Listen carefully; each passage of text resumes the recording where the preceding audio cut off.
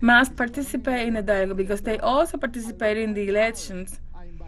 Some have called to violence, invasion. Some have made some calls.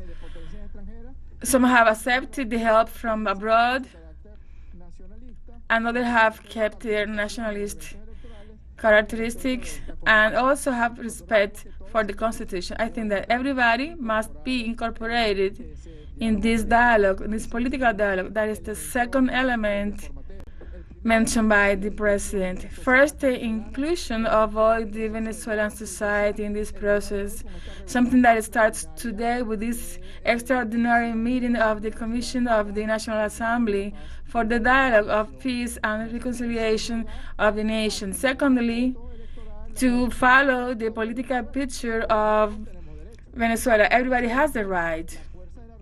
The Chavismo, the force of the revolution, and also representative of the government of Venezuela are also included. Who decides who is from the opposition is going to participate in the election? If all of them are part of the list of candidates, all of them are registered as candidates, as governors, they have also the governors in the different places. So everybody has to be included.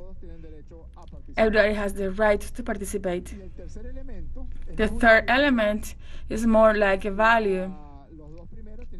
The first of all, the third one is like a value, a characteristic of this dialogue. When this was organized in the year 2017 in the Republic of Dominican Republic, in 2019 in Oslo, Norway, and later on in Barbados. In those processes of dialogue from the year 2017 and 2019 was an umbrella of conflicts in the political sector.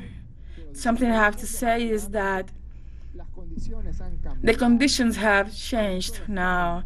Now Venezuela is at peace, and thanks to this, the strength of the President Maduro and the revolution have defended their sovereignty, the peace of the country. It's not the same dialogue among people in conflict than now a dialogue that we are calling for a dialogue in peace.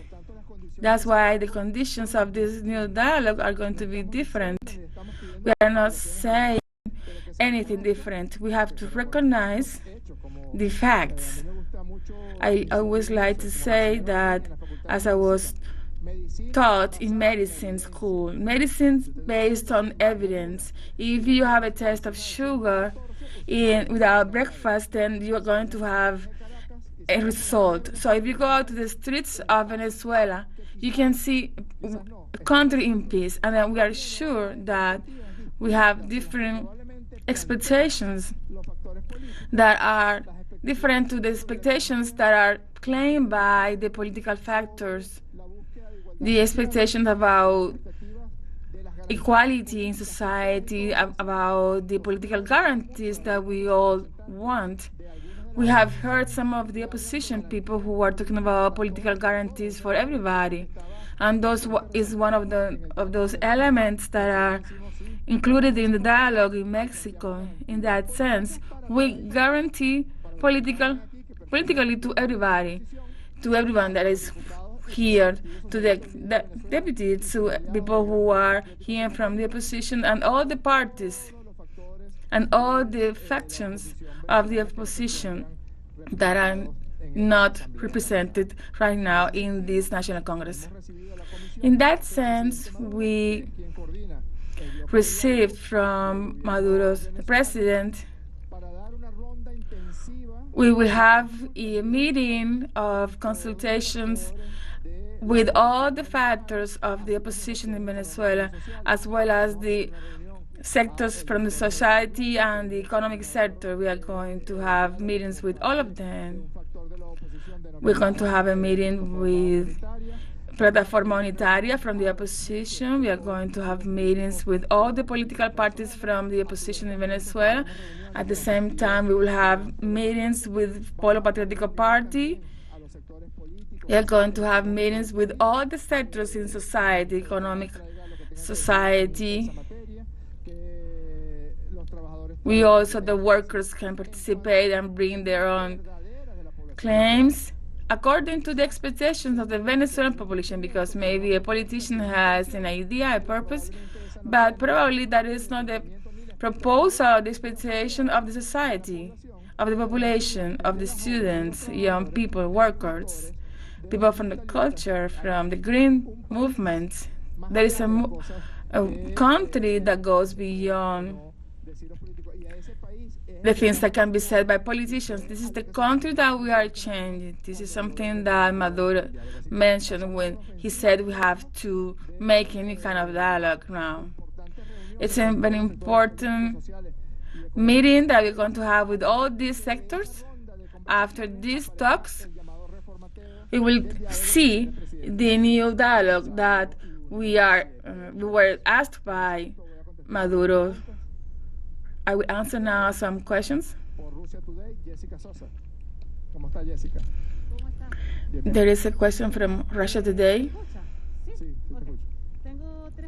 I have 3 questions. In the first place, I would like to know about the claim by the government of the Alex Saab that is also part of this delegation of dialogue. Secondly, if there is no conflict right now in the country and the delegation with the U.S. and the president of Maduro is a recognition of this government, what is the conditions of the dialogue at this moment?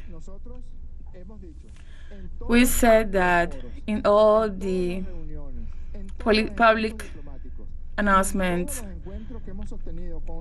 in all the meetings that we have had with the opposition in Venezuela, we have stated that Alex Saab is a member of the delegation of Dialogue of Venezuela, and that what happened against him, the kidnapping in Cabo Verde, and after his transportation to U.S. was against the development of the dialogues that were taking place in Mexico, affecting completely this, that was bringing a lot of good results for the Venezuelan people, and it was affecting this and affecting the dialogue developed by the delegation. We will continue insisting in that we need to have the reason of international law and the human reason why Alex Saab, and we have to say that Alex Saab continues to be part of this delegation, and we want to know, we will demand his. The revolution in Venezuela broke the conflict. Everybody says that with different words, different ways.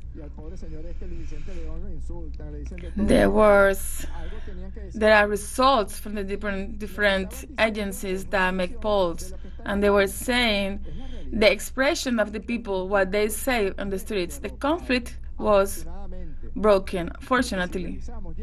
It was stopped, because if we review the possibilities of success of those who promoted that conflict were to kill they wanted to kill political leaders, they want to call for an invasion. That was the one who were calling for the conflict.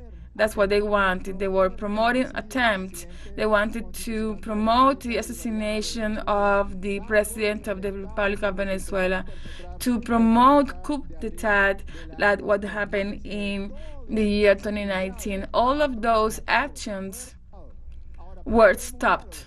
Why do we want a dialogue? Because we want to look at the future, so that everybody has political guarantees. And we were saying this, we want political guarantees for everybody, and we say yes, we want political and electoral guarantees to everybody here. My friend here, Deputy, Vice President of the Delegation of Dialogue. We have to imagine that you could say that he cannot participate in dialogue. Why not? He is a Venezuelan person. He lives here. He belongs to a political party from the Venezuelan Republic. Why wouldn't he be able to participate? Why him and the others? Or maybe another person from the Unitarian platform could participate and this person could not. Why not? Everybody has a right. That is our statement, that everybody has to be in this process of dialogue, to oversee the Venezuela of the future and the real expectations, political, social, and economical, from the population of Venezuela. Another question? From the second question, please.